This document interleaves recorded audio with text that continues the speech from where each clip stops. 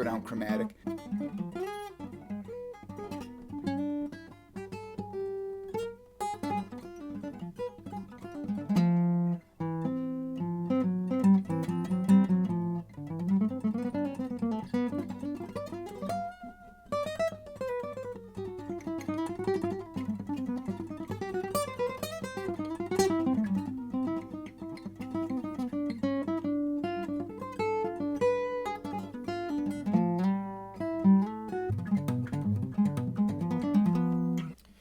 What is up?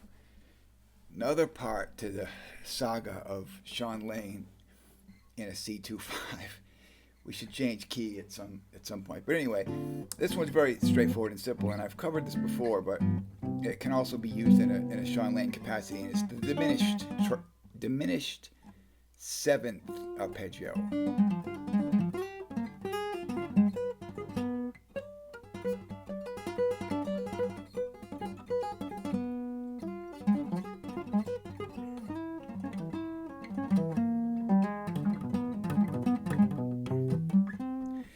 Going to replace the G7.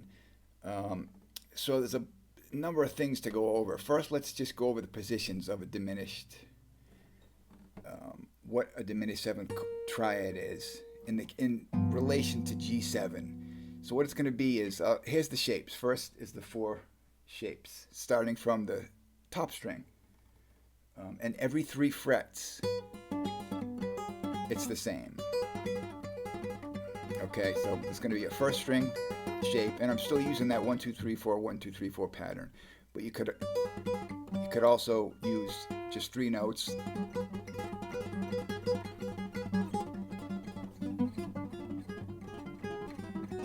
Or, go down chromatic.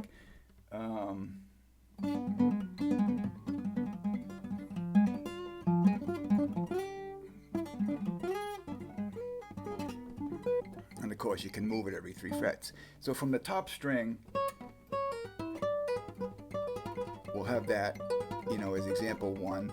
Example 2, from the second string, 3,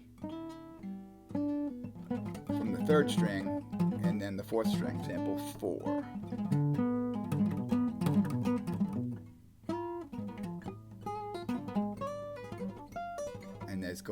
You can descend, ascend, whatever. There's so much you can do with this, but I'm going to just try and keep it basic. So the idea is, in relation to a G7 chord, without getting too deep into the theory, the diminished 7 in relation to G7, it's just the G7 chord, but with a flat 9 instead of the root. So if we start at the root of a G7, and then the next note would be the major third. Then the 5th, flat 7, and a flat 9 arpeggio would top out with a flat 9. So if we just kick the root out and take that top part, we get the diminished 7. There's 2 different scales you can, veer into, either the harmonic minor, HM5, which contains the diminished scale, or the actual diminished scale. Both have different tensions, and the diminished scale has a lot more tensions. But let's just focus on the Shawn Lane aspect of it. And it's really easy to find these arpeggios because, so let's say, we're thinking G7. Because it's symmetrical, you just have to find the arpeggio, any 3 frets, that has any one of the notes of G7, except the G. But, the 5th, like there's the D. Okay, so it could be any of the notes in the arpeggio. So when you play, you start out with the D minor. And then we just have to find any of those 4 notes, or 3 notes of the chord. And then start our runs. There's the B, right? So there's the B of the G7. So I can do a diminished of that. Or there's the G sharp or A flat. So if I'm in D right here, then there's the B.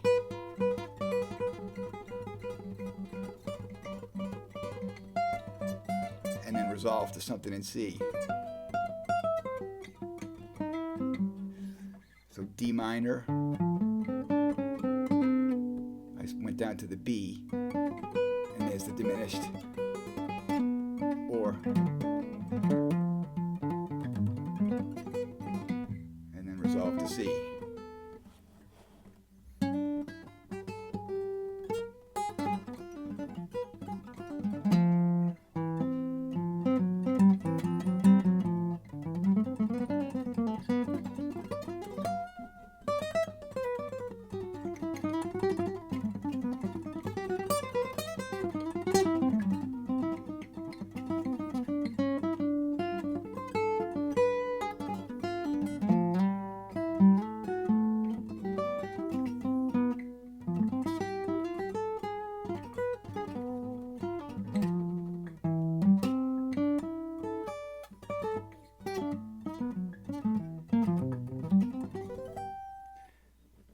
In the Sneaky Pete solo, there is one point where Shawn plays it in B flat, B flat, and he plays like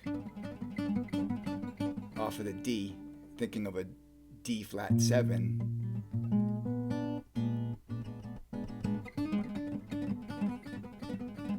He just does that. I don't know if he moves it around, but you can move it every 3 frets. So D, C, D,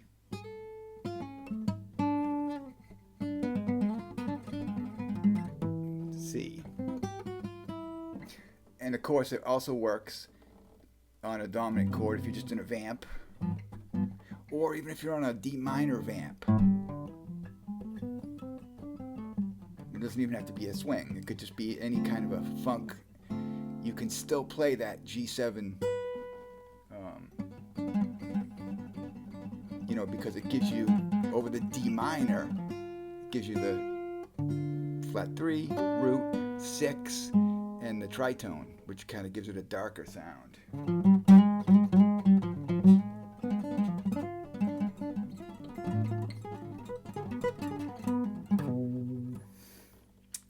All right, so let's do one more lick, which is now the ultimate diminished lick, as in the title, obviously is Shawn's stretch, but in terms of jazz, that is not.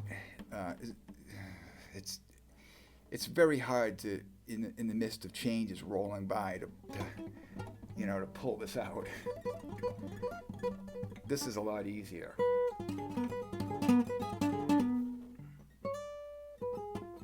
Take the diminished scale from the bottom, so we'll start from the flat 9 of G7, and use this fingering. This is an old school fingering. Usually you see this first, a minor third, 4, 7, then you go up to 5, 8, just go up 1 fret, and 6, 9.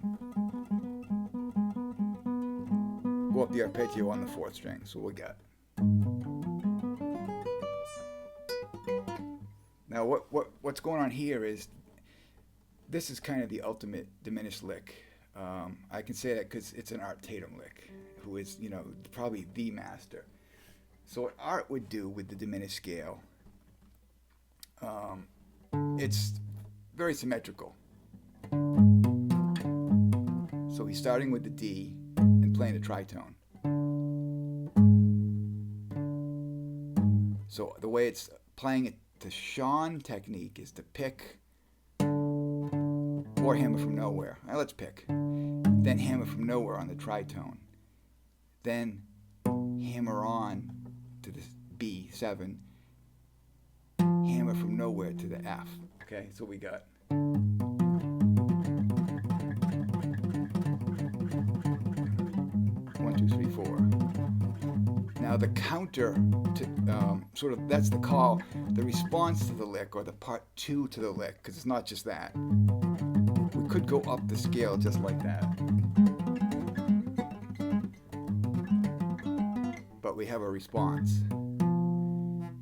go up to the 4th string, the A flat, and play this shape, A flat, D, B. So it makes a little diminished chord.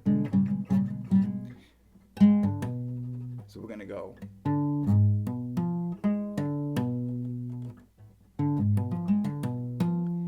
And then add the F again. So again, the second half is 6, A flat, D, B, and those are all hammers from Noah. You pick the first, hammer, hammer, hammer the F on the A string.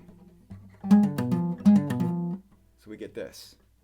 1, 2, 3, 4, 1, 2, 3, 4. Now we start on the 4th string and do the same exact thing like we started on the D. Now we start on the A flat.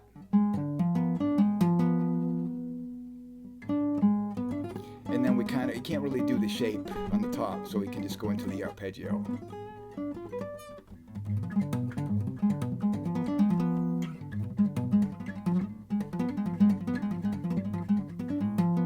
Or we could start from 8.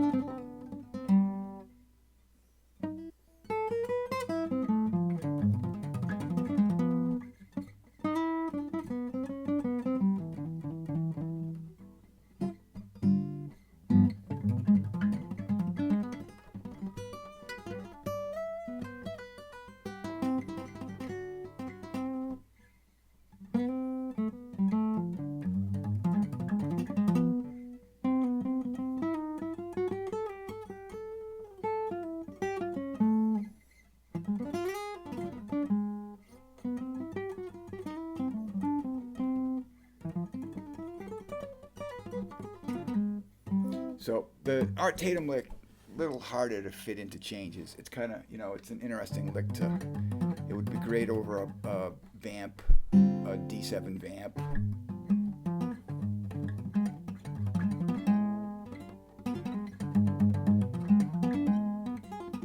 But it's an interesting look into how Art Tatum would chop up arpeggios. And he would do this for many arpeggios, this similar symmetrical pattern. But that's for another time. So there's 2 ways to get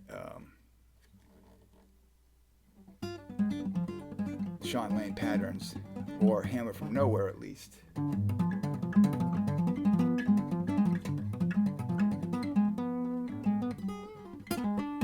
Over changes. And then when you practice it, go to the F25.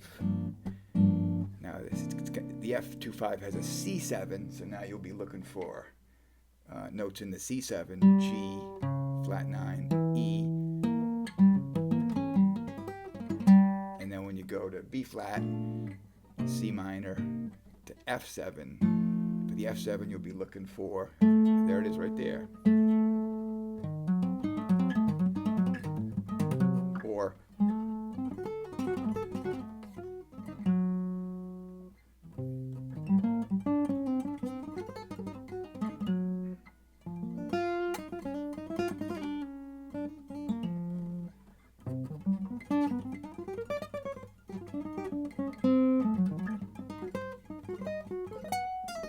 and it doesn't have to be Shawn Lane, style when you play the diminished arpeggio. You could just use it as a line.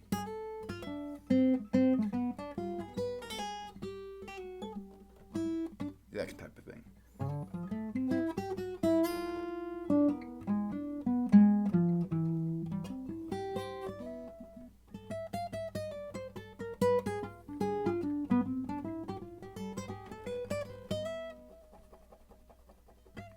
So it's very useful, and there's a lot more to it, to the diminished.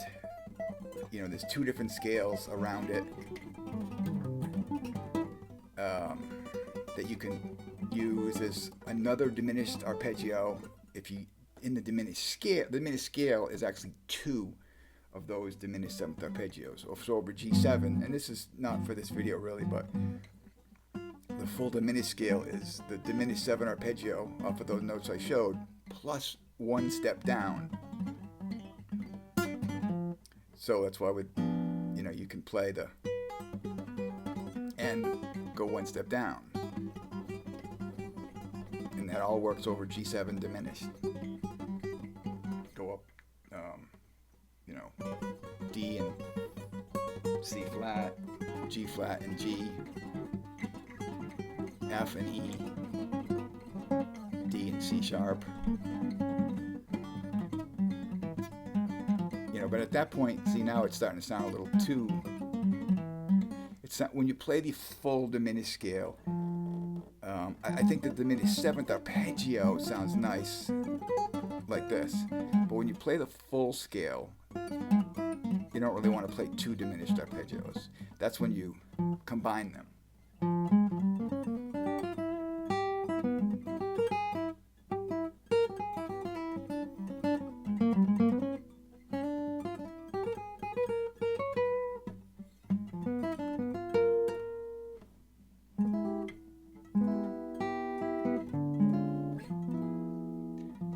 And you get more interesting lines.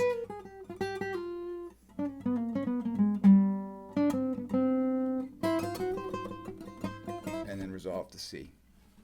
Or on a vamp, on a long G7 vamp. Or like if it's a vamp where it's kind of dominant 7 or minor, like the Shawn Lane vamp in Sneaky Pete's, he's running between B flat minor